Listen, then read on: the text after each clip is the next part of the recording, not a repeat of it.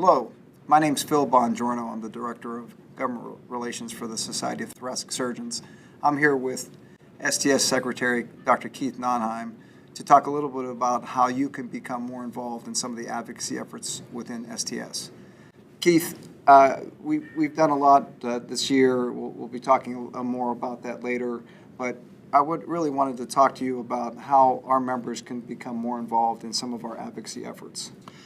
Well, it's critically important we have our members involved. When they hear from lobbyists, they know they're lobbyists, and they respect that. But they really want to hear from constituents. It means more when a constituent calls the office, contacts them, writes a letter, than when it's just another lobbyist. Congressmen and senators respond to volume of calls and not just to, once again, to written statements from organizations. So personal contact is actually key if we're going to make changes in Washington. What we need our members to do is a number of things. First of all, they will be contacted on a regular basis by the office, by the Washington office for the Society of Thoracic Surgeons. We will, from time to time, need their help in terms of contacting members of Congress. It's very easy the way the website is set up. We contact the member, ask them to click on an address, and really all it is after that is filling in your name, your contact information. If you want to ad lib and put extra information in, but the message is already there, all you have to do is put in your name, hit send, and you've sent a letter to Congress. You've sent an email, and that's going to have an effect. So responding to the home office when we ask you to contact your congressman or your senator is one of the keys to making things happen in Washington. There are other things that we can do. We've asked many of our members to volunteer to be key contacts. If you know your senator personally or your congressman, better yet, if you've operated on them or their loved one, you have an in to their office. You already have a relationship set up, and we need to use that relationship to communicate with them our points of view. So if you have such a relation, if you report it, we would really appreciate that because we can use you to help us communicate with them the points that we need to make some changes in Washington.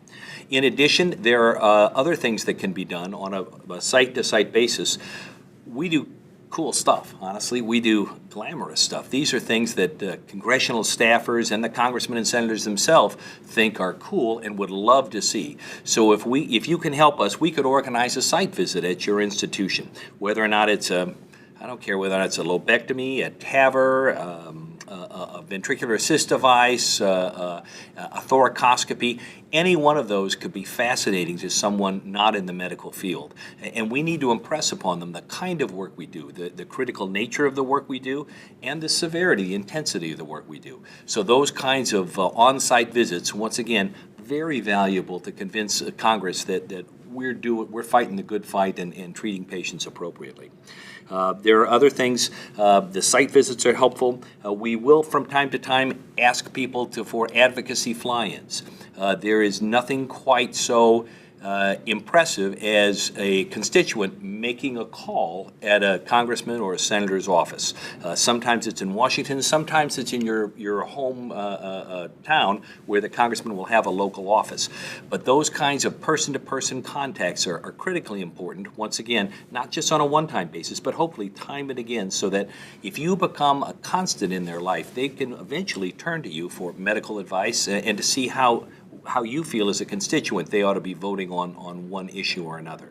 So if you can set up a visit while they're at home or you can respond to our request to come fly into Washington, that's a great option as well. Finally, we have a political action committee.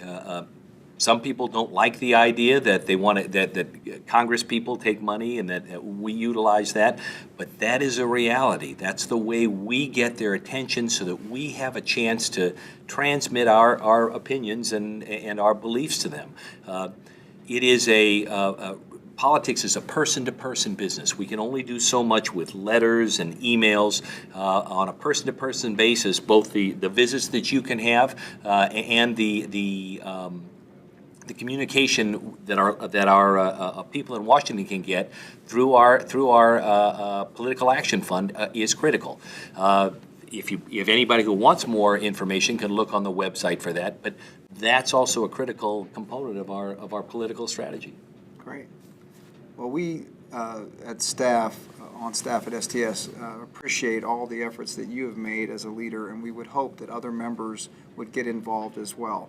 All of the things that Keith mentioned, the key contact program, the ability to sponsor a facility tour in your at your facility, your hospital, whether it's demonstrating a procedure or just taking them around the facility to show them what you do for a living. It's very important, as Keith mentioned, showing members what we do for a living, to show them how important the work our members do on behalf of the patients that you all treat.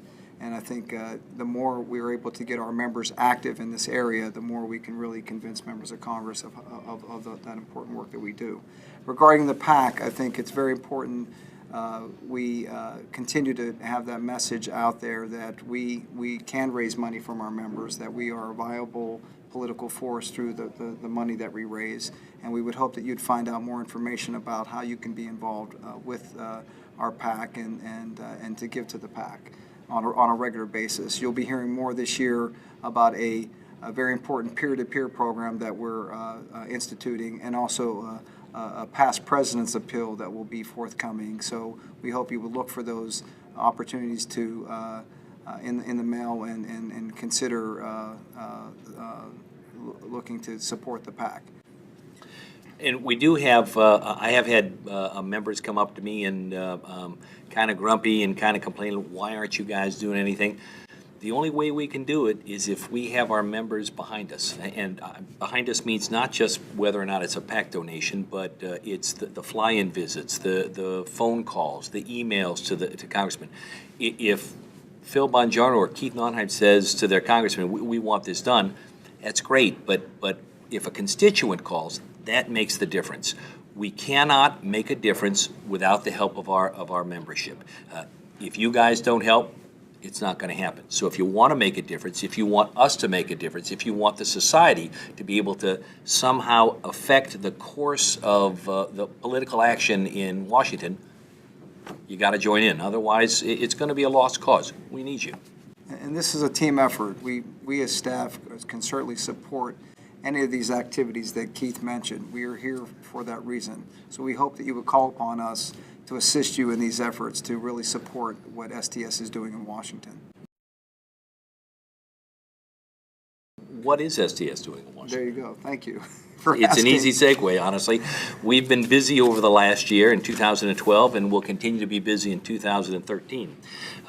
The biggest one, the one that everybody sort of pays attention to, is the SGR, the Sustainable Growth Rate. As you know, there was, as there has been every year for the last, 4 or 5 years, a scheduled 26, 28, 29% cut.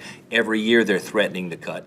Every year we have to go through the same act, the same lobbying effects, not just us, the AMA, every physician specialty group, to reverse that. And again, we were successful. The problem is we need to make a change. Every year up until now, many of the specialty societies have been saying to Congress, listen, it's your problem. It's your problem. You've got to find the $250 or now $300 billion to get rid of SGR, to wipe that off the books.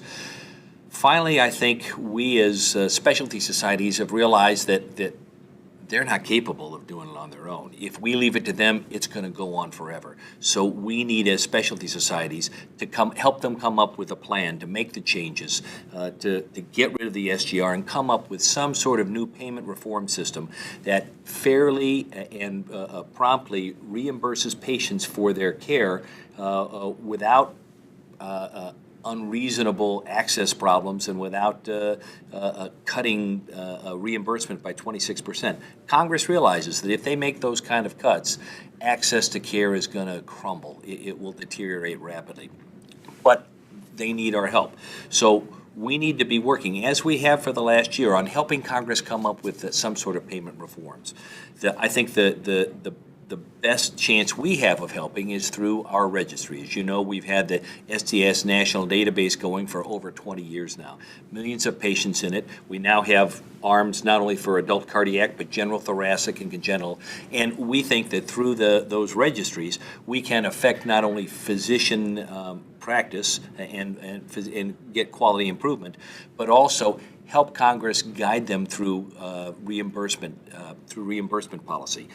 We think that the registries are going to let Congress alter their reimbursement policies in an appropriate fashion.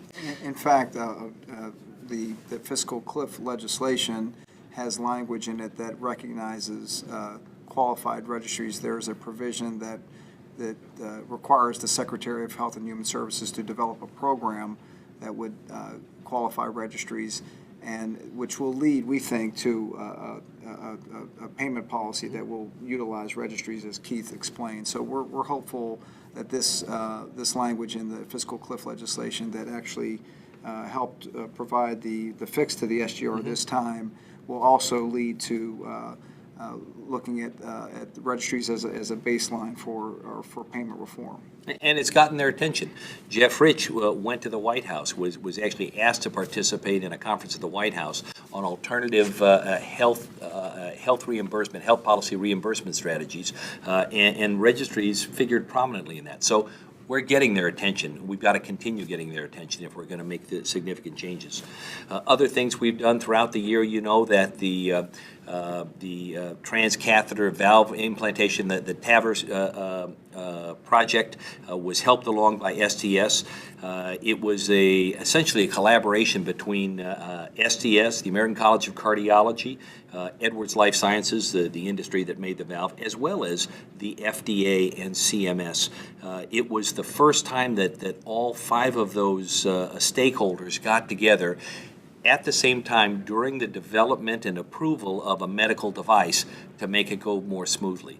So that at the same time the device was approved, there was a coverage decision. We were ready to go and to provide this to the elderly, to the infirm. It's actually the best example of that kind of collaboration we've had. So now there is a roadmap for CMS and for our medical societies for the CMS coverage, what's called coverage with evidence determination. This CED is going to be done probably in the future for many of our new devices. There are new things coming up like mitral clip. As you know, it's a transcatheter treatment for mitral regurgitation that may very well go along the same lines.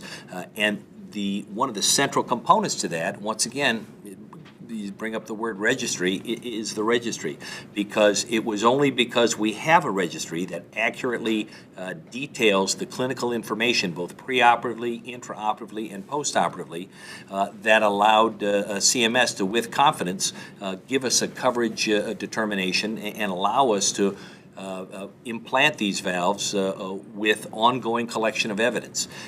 So the whole idea is not just to make it safe at the time of implantation, but since we can now blend our database with the American College of Cardiology database and with the CMS database to get long-term follow-up, we can not only determine that hopefully that it's safe now, but these same sorts of valves continue to be safe. We can do the post-market surveillance throughout the life of those valves and make certain that if there is a problem, if there is a glitch, if there's a complication that comes up, that we can identify it early and hopefully allow that to be fixed or prevented in the future.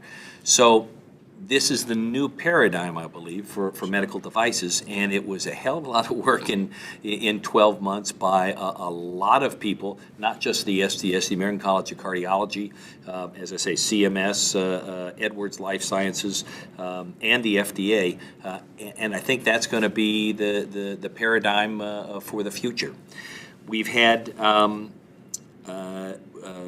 had testimony before for Medicare coverage advisory carriers having to do with, once again, coverage with evidence development. And we've given them a white paper regarding ventricular assist devices, and those are new medical devices that may very well follow this same pathway.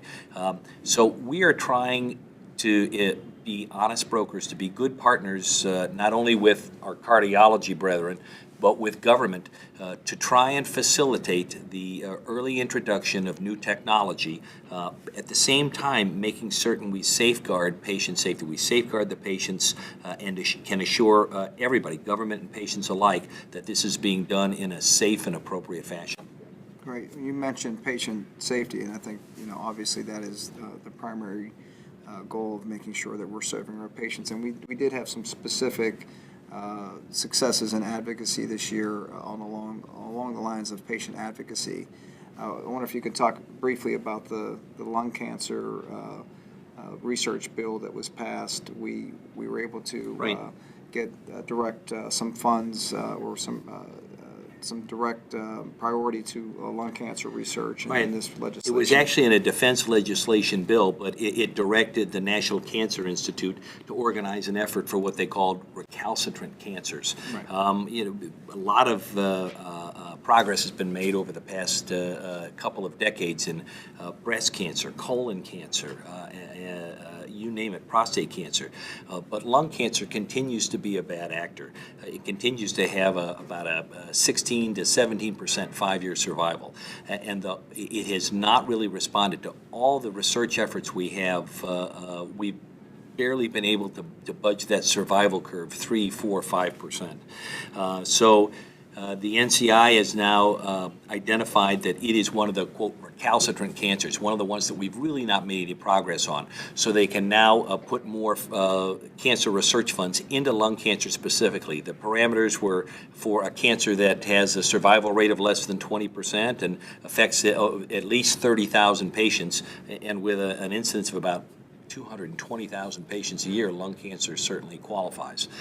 So there will be more funds for lung cancer research, and that was greatly through the efforts of our Washington office lobbying on behalf of our patients. And working with other patient groups like the Lung Cancer Alliance.